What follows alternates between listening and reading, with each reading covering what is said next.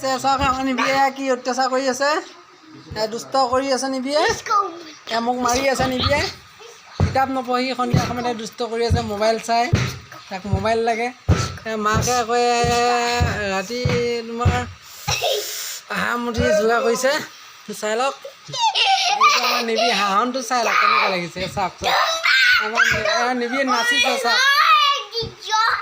ওলা ওলা ওলা এইফালে পোৱালি, তুমি কি খাই ভাল পোৱা? কেক খাই ভাল পোৱা?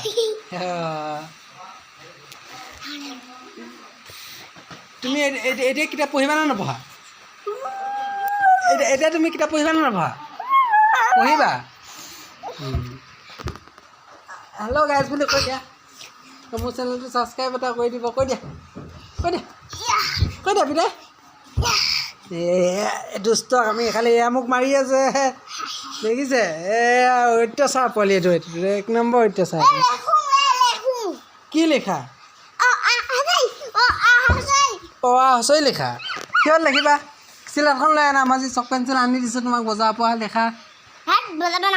ক'ব কোনে আনিছিলে? কোনে আনিছিলে? হা? কোনে আনি দিছিলে? ভনীহঁতৰ বৰ্তাই আনি দিছিলে, হয়নে নহয়?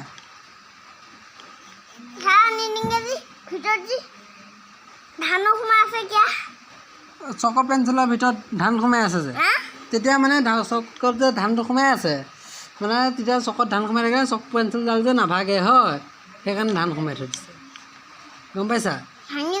ভাগি যায়, সেইকাৰণে সোমোৱাই দিছে। তেতিয়া নাভাগিব আকৌ, তুমি বুজি নোপোৱা নেকি? ভাগিয়ে গৈছে আকৌ। সেইটো ৰখিলে। এই মায়ে আলু আনিছিলোঁ এতিয়া মই বজাৰৰ পৰা, আলু বেয়া বুলি কৈছে। কি হ'ব এতিয়া?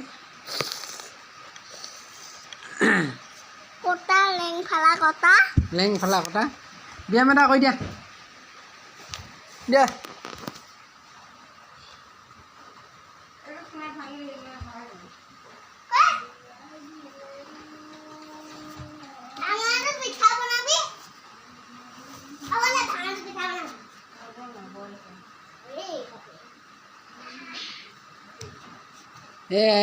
একদম উৎপাত চাওক তাক, কেনেকুৱা উৎপাত আৰু ল'ৰা, একদম উৎপাত বেছি। চিপছ খাই খাই খালী কৰি কৰি থৈ দিছে আৰু দিনটোত কিমান যে খাই ঠিক নহৈছে আৰু।